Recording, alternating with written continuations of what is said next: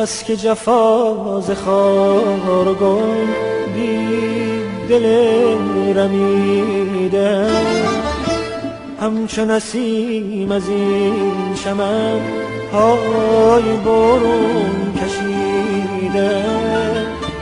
شمع طرب ز بخت ما آتش خانه سوز شد، گشت بلای جان من عشق به جان خریده.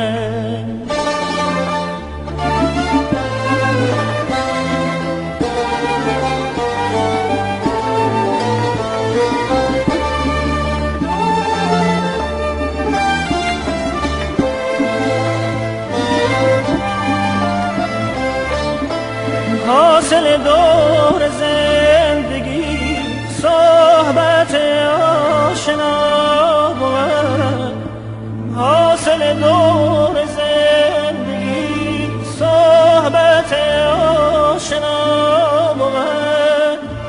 تا تو ز من بریدی من ز جهان بریدم، تا تو ز من بریدی من ز جهان بریدم.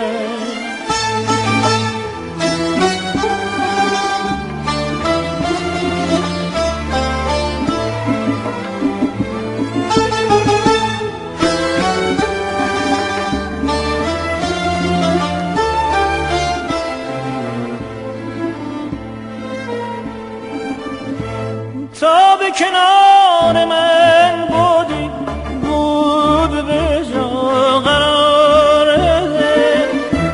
رفتی و رفت راحت از خاطر آرمیدم.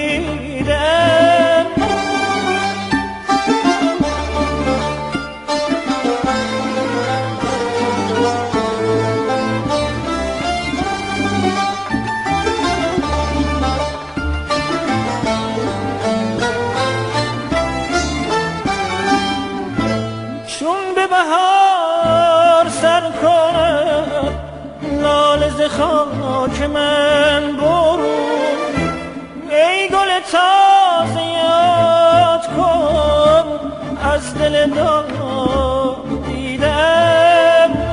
تا تو مراد من دهی کشت مرا فراق تا تو به داد من رسید من به خدا رسیدم.